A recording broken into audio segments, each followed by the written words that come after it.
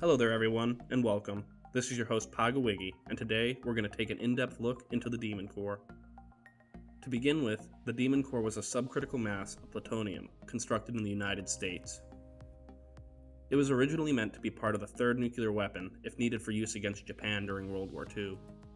It became the infamous Demon Core when experiments in criticality led to the death of two physicists who worked with the core, Harry Dalian and Louis Slotin. In this video, we will first discuss the history of the Demon Core, how its misuse led to tragedy, and then we will go deep into the physics and engineering behind its design. Check in the description below for timestamps of specific topics.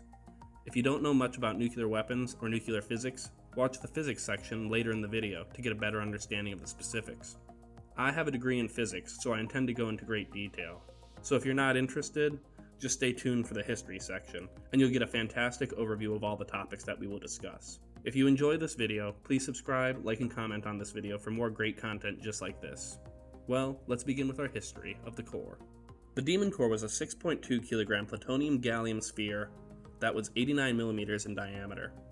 It consisted of two hemispheres of plutonium-gallium alloy, joined together with a ring that would act as a neutron reflector, so that when the device was imploded, it could contain the neutron flux for a greater yield of explosive force. The 6.2 kilogram core was 5% smaller than the critical mass of the alloy. To elaborate, the critical mass is the mass of a sphere of material needed to sustain a nuclear chain reaction. The reason the core was 5% smaller than its critical mass is because it was intended for use in an implosion-type bomb that uses explosives to implode the sphere to cause a nuclear chain reaction. The plutonium for the core was produced and refined at Hanford site in Washington State, USA, in the first full-scale breeder reactor on Earth. After the production of the plutonium at Hanford site, it was shipped to Los Alamos, where it could be crafted into a bomb if needed for use against Japan. On July 26, 1945, the Allies called for Japanese surrender, or they would face utter destruction. However, the Japanese refused. By August, the Manhattan Project had yielded two designs for nuclear weapons, the gun type and implosion type. By this time, the decision was made to commence with the nuclear bombings of Japan, since they chose not to surrender. The bombings of Hiroshima and Nagasaki on the 6th and 9th of August 1945 shook Japan, after which Truman decided to give the Japanese time to surrender before authorizing the assembly of the next bomb from the Demon Core.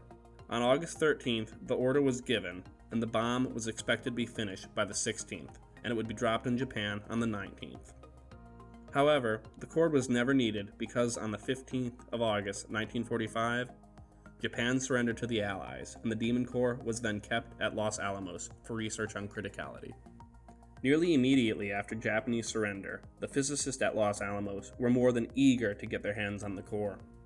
The core was to be used in criticality experiments, particularly experiments on using neutron deflectors to induce this criticality. On August 21, 1945, Harry Dalian was constructing a neutron reflector around the Demon Core, made from tungsten carbide bricks. In his experiment, he was stacking up the bricks high around the core, like so, in order to see how high the stack needed to be to induce criticality in the core. When the stack of carbide bricks around the core had reached a mass of approximately 236 kilograms, Dalian noticed that the addition of another brick would make his neutron detector go off. At this point, he knew his configuration was nearly supercritical. However, while attempting to remove the brick, he made a mistake that would cost him his life as he dropped it on top of the core. When the brick landed upon the core, it forced it to go prompt critical, irradiating him with 510 REM of radiation, and severely burning his hand as he quickly removed the brick. Unfortunately, it was already too late for him, as he would die of radiation poisoning nearly 28 days later. To elaborate on the terminology, a material is critical when it maintains a self-sustaining fission reaction, not increasing nor decreasing in power, while maintaining a constant production of neutrons. Prompt criticality is a special case of supercriticality in which the reaction begins to cascade at an increasing rate. This increase in power will increase the temperature of the material and increase neutron production. This increase in power being converted into heat energy is what burned Dalian's hand during the experiment. Nuclear weapons are meant to operate above prompt criticality, attempting to force the fastest possible chain reaction and therefore the greatest release of energy from the explosion. On the other hand, nuclear reactors operate between super and prompt criticality. Unfortunately, when prompt criticality occurs, the reactor has a possibility to explode if not controlled properly. Following the accident, a committee was assigned to assess and establish safety protocols for further experiments in criticality to hopefully prevent any further tragedy. Nearly 1 year later, in 1946, a new experiment with a different type of neutron reflector was in the works. The idea was to encase the plutonium in a beryllium sphere that would induce criticality. The procedure would have half the plutonium sphere encased in a beryllium shell, while the operator would lower the other top of the half of the sphere into place by hand, while a neutron detector was measuring the neutron flux from the core. This experiment, like the last one, was extremely unsafe by its very nature. For example, if the shell completely covered the core, it would go prompt critical. A safety procedure was introduced to address this issue, with the addition of metal shims to prevent the shell from fully enclosing the core. A physicist working at Los Alamos, named Louis Slotin, had become well versed in performing this experiment, and he was also known as somewhat of a show-off. During many of his experiments with the core and the shell, he would choose not to use metal shims, and opted to use a screwdriver wedged in the gap to prevent criticality instead. On one occasion, while demonstrating the experiment to famous physicist Enrico Fermi, Fermi told Slotin that he would be dead in a year if he kept performing the experiment in this fashion. On May 21, 1946, while performing the experiment for 7 observers, Slotin placed the beryllium shell over the core. As he finished putting it into place, the screwdriver had slipped from his hand and caused the sphere to completely cover the plutonium core, causing it to go prompt critical.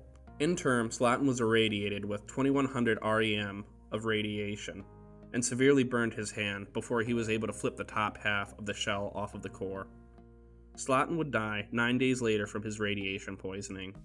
Fortunately for everyone else in the room, Slotin absorbed most of the neutrons, limiting their exposure. After this accident occurred, more stringent safety procedures began to be used, eventually leading to the use of machines such as the Lady Godiva device for testing criticality. The core was scheduled to be used in a nuclear test in Operation Crossroads, but due to the recent criticality accident, the core needed to be reassessed before its use due to excess radioactivity. Eventually, the core would be melted down and repurposed into other cores for further nuclear tests. Well, that's it for the history of the Demon Core. Time for an in-depth explanation of the physics and design behind the core. To understand this demon, you need to understand how nuclear weapons function, and a little bit about metallurgy. First, let's discuss some basic nuclear physics. Nuclear weapons take advantage of radioactivity. This is a physical property in which unstable atoms release some form of radiation over time, thus transmuting that atom into a different one while also releasing energy. There are various kinds of radioactivity, such as beta and alpha decay, but for nuclear weapons, the radioactive release of neutrons is what leads to a nuclear chain reaction, or fission. Fission occurs when a slow-moving neutron is captured by an unstable or fissile atomic nucleus, for example, uranium-235, thus splitting the atom. This in turn releases a cascade of energy and more neutrons that can cause other reactions. Fission isn't possible in every atom, it's only possible in fissile isotopes, isotopes that will absorb neutrons and split into other atoms. The only 2 fissile radioisotopes used as primary fission material in nuclear weapons is uranium-235 and plutonium-239. In nearly all modern weapons, only plutonium is used as the primary nuclear material. However, uranium is still used in tampers and other parts of the bomb still. In order for a nuclear weapon to function properly, there needs to be a high number of these fissile isotopes close to each other in the core, a critical mass so to speak. The minimal amount of a spherical mass of material needed to sustain a nuclear chain reaction is called the critical mass, and the state of sustaining a nuclear chain reaction is called the critical state. Subcritical masses do not maintain a nuclear chain reaction, and supercritical masses increase in reactivity over time. Prompt criticality is an extreme case of supercriticality, when the power and energy from the chain reaction increases exponentially with time. Now that we understand some basic nuclear physics, let's learn about how nuclear weapons work, particularly ones that use cores similar to the Demon Core. A nuclear weapon gains its power from forcing a prompt critical state in a fissile material as fast as possible, while holding that fissile material together for a long enough time that the atoms split and release a boatload of energy.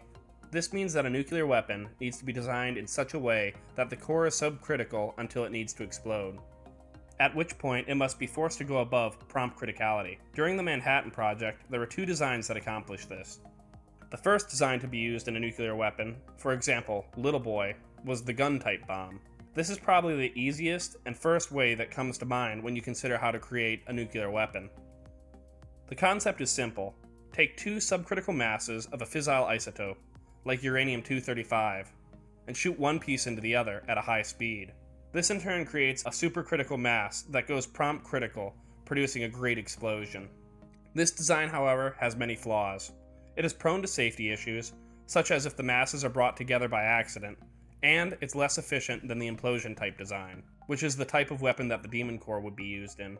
This is partly due to the fact that upon explosion, the masses will be thrown apart, resulting in a smaller explosion than if more of the mass was forced to have fissioned. This smaller explosion is known as a fizzle.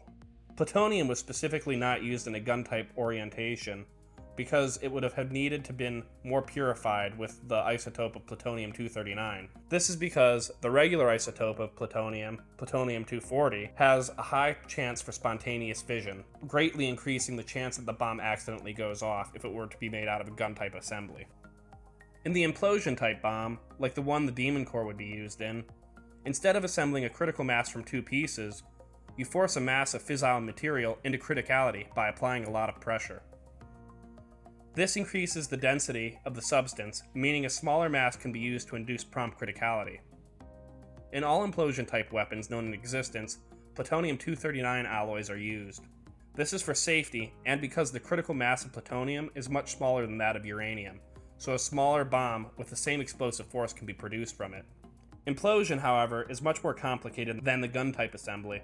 This is because you need to create an explosive lens around a spherical core of plutonium-239, whose shockwave travels inward toward the mass at the same exact velocity, uniformly crushing the mass at the same time at all points. This is extremely difficult in itself, and it is part of the reason plutonium weapons are almost used exclusively now. This difficulty in uniformly setting off the lens can be seen as a safety feature in these types of weapons. If the bomb catches fire and sets off the explosive, it won't explode uniformly around the core, resulting in a typical chemical explosion rather than a catastrophic nuclear explosion. Now that we know the physics behind the core and how nuclear weapons work, let's talk about the specific design of the Demon Core. The core was made of a hollow plutonium-gallium alloy in two separate hemispheres with a neutron-deflecting ring that would encase the gap between the two hemispheres. The plutonium-gallium alloy was used so that it could be hot-pressed into the desired shape of a sphere. Plutonium on its own is somewhat brittle and hard to machine if it's not in its delta phase. And even so, the delta phase is not perfect. It acts much like a ceramic and can be very brittle. When the delta phase of plutonium is alloyed with a small amount of another metal, like gallium, its structure is greatly stabilized, and it is ductile and easy to work, and it can be machined with normal methods. The amount of gallium in this alloy was about 1% by weight. This core was produced in two separate hemispheres for the obvious reason to avoid working with excess material that would make a critical mass. And furthermore, the core was also hollow so that a nuclear spark plug could be inserted. This spark plug was made of polonium and beryllium, and after the initial influx of neutrons from the fission reaction, it would release even more neutrons, contributing to more fission and thus a bigger explosion. To sum it all up, the Demon Core was a spherical mass of plutonium designed like the one used in the first Implosion-type nuclear weapon, Fat Man. It was initially going to be used against Japan, but due to their surrender, it was used in further research instead. Days after it was used for criticality experiments, the first accident would occur that eventually killed Harry Dalian, and about a year later, a similar experiment killed Louis Slotin. Nearly all nuclear weapon designs use some variation of a plutonium core similar to the Demon Core in their design, and this is because of the lower amount of material needed to create a nuclear weapon in this fashion, and the fact that Implosion-type weapons are safer than gun-type assemblies. Well, that's it for this video, everyone. Thank you all so much for watching. This video is going to be a segue into an extensive series of nuclear weapons-related videos, so please subscribe, like, and comment if you're interested in more great content just like this. I'd like to thank you all again for watching, and I hope to see you in our next video on nuclear weapons.